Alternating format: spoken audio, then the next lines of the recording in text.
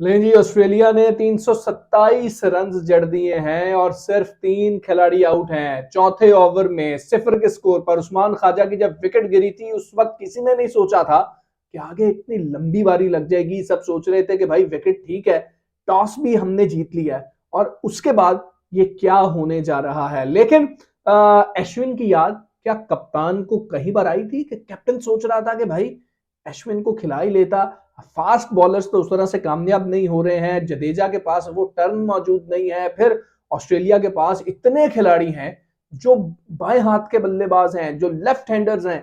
क्या उनको हमें एक ऑफ स्पिन की जरूरत थी और बड़ा बेहतरीन बॉलर जो दुनिया का बेहतरीन बॉलर है इस वक्त स्टैट्स बता रहे हैं उसको बेंच करना दुरुस्त था या नहीं था। अब ये ख्याल आ रहा होगा, बहुत ज्यादा तड़पा रहा होगा कप्तान को भी और कोच को भी। लेकिन जिस तरह स्टार्ट मिला था, क्या बात है, इस तरह से लग रहा था कि गेम बिल्कुल पलट जाएगी। डेविड वार्नर ने फिर थोड़ी सी कोशिश की, उसके बाद लबुशेन जिस तरह से आउट हुए, क्या एक बेहतरीन शामी का बॉल था। बहुत, अगर बॉल ऑफ द डे कहा जाए तो बिल्कुल गलत नहीं होगा। लेकिन उसके बाद ट्रेविस हेड और स्मिथ शुरू में थोड़ा सा लग रहा था कि स्ट्रगल कर रहे हैं, लेकिन आहिस्ता आहिस्ता आहिस्ता उन्होंने अपनी बारी बनाई और ट्रेविस हेड तो ऐसे लग रहा था कि मॉडर्न इंग्लिश क्रिकेट खेल रहे हैं। जिस तरह इंग्लैंड की टीम अब टेस्ट मैच खेलती है, जो उन्होंने पाकिस्तान का हाल किया था, बिल्कुल वैसा ही लग रहा था कि ट्रेविस हेड ने ये सोचा है कि भाई अब तो मैंने बिल्कुल वैसे ही खेला। राना बॉल था, बिल्कुल स्ट्राइक रेट आप देखें 92 93 94, कहीं पे 100 पे भी आ रहा था,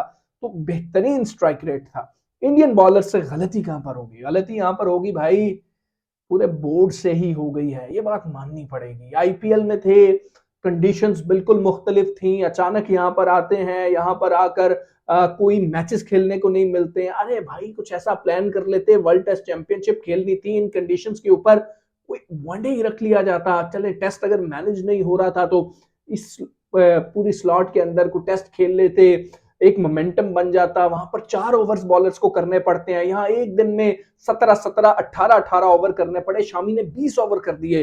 तो वो मोमेंटम नहीं था क्योंकि 4 ओवर्स की एक प्रैक्टिस चल रही थी आईपीएल के अंदर। आपको पता है क्या आईपीएल का प्रेशर होता है, और आईपीएल पर आप 4 ओवर्स के लिए उतनी ही कोशिश करते हैं, तो वो मोमेंटम मिसिंग दिखाई दे रहा था बॉलर्स के अंदर। और हेड के हवाले से अगर देखा जाए, आप देखें, सब जानते हैं कि अगर हेड को बाउंस दिया जाए, बाउंसर खिलाया जाए, शॉर्ट पिच गेंद किया जाए, तो वो वहां पर थोड़ा सा स्ट्रगल करते हैं। बहुत लेट बॉलर्स वहां पर आए। अब हम नगीडी की बात करें, वहां पर साउथ अफ्रीका के खिलाफ उन्होंने कितना स्ट्रगल किया था, यहां पर भी लेट आए बॉलर्स, भारतीय बॉलर्स।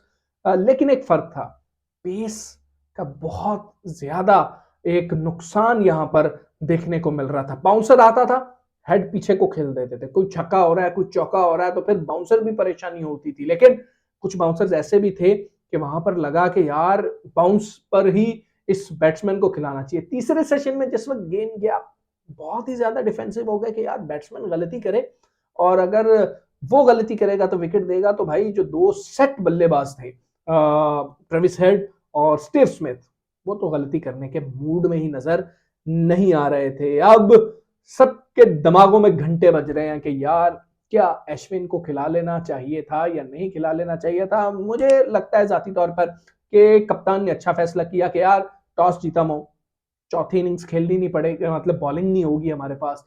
तो जब चौथी इनिंग्स की बॉलिंग हमारे पास नहीं होगी तो फिर उस वक्त की विकेट के लिए हमें अश्विन की खास जरूरत भी नहीं है। खैर ये प्लान पहले बनता है और ये प्लान बड़ा सोच समझ कर बनाया गया था कि किसको बेंच पर रखना है। लेकिन ये बहुत बड़ा प्रेशर होगा अगर भारत हारता है ये मैच, तो सब सवाल यही करेंगे कि भाई किधर था अश्विन, अश्विन को क्यों बिठा दिया था? 4 फास्ट बॉलर्स के साथ गए, सारे एक तरह का गेंद करते हैं, एक भी लेफ्ट आर्म बॉलर नहीं है। अगर कोई लेफ्ट आर्म बॉलर भी होता तो फिर भी आप कहते अच्छा कुछ मुख्तलिफ है, लेकिन सारे राइट हैंड बॉलर हैं। और उधर से जडेजा को आपने खिला लिया कि यार हमने अपनी बैटिंग को बहुत ज्यादा बेहतर और लंबा करना है। कप्तान की बातें और सोच सबसे बेहतर भी होती हैं, कोशिश भी होती है कि यार मैंने भारत को जिताना है, लेकिन वैसा लग नहीं रहा। अगर मैच के आगाज की बात करें तो ऐसा लग रहा था कि हाँ थोड़ा सा ऑस्ट्रेलिया को शायद फायदा होगा, लेकिन पहले दिन के खेल के बाद लग रहा है ऑस्ट्रेलिया बहुत तगड़ा हो गया। अब ऑस्ट्रेलिया हो सकता है कि कहीं 550 600 के पास स्कोर करे। जो आखिरी सेशन के अंदर मोमेंटम नजर आया, जो तेजी नजर आई दोनों बल्लेबाजों की तरफ से, अब यही लग रहा है कि भाई स्कोर वो चाहेंगे कि पहली इनिंग्स में लंबा स्कोर दिया जाए, रन्स दिए जाएं, और दूसरी इनिंग्स अगर खेलनी पड़ती है, पहली तो कोशिश होगी खेलनी ना पड़े, क्योंकि उनके पास स्टार्क है, उनके पास कमिंस हैं, एक उनके हेजलवुड जो हैं वो इंजर्ड हो गए हैं, लेकिन फिर भी बेहतर है, उन्होंने लाइन को खिलाया है मैच के अंदर। तो कह लिया जाए तो 65-35 तक ये गेम आ चुकी है। अब भारतीय बल्लेबाजों का इम्तिहान होगा कि वो किस तरह इस पिच के ऊपर खेलते हैं, पिच किस तरीके से ऑस्ट्रेलियन बॉलर्स यूटिलाइज कर रहे होंगे, ये बहुत बड़ा सवाल है। और दूसरे दिन का खेल शुरू होगा, उम्मीद है कि आज बेहतरी होगी, और तमाम एशियंस यही चाहते हैं कि यार पिछली दफा भी रह गए थे, इस दफा तो वर्ल्ड टेस्ट चैंपियनशिप की जो ट्रॉफी है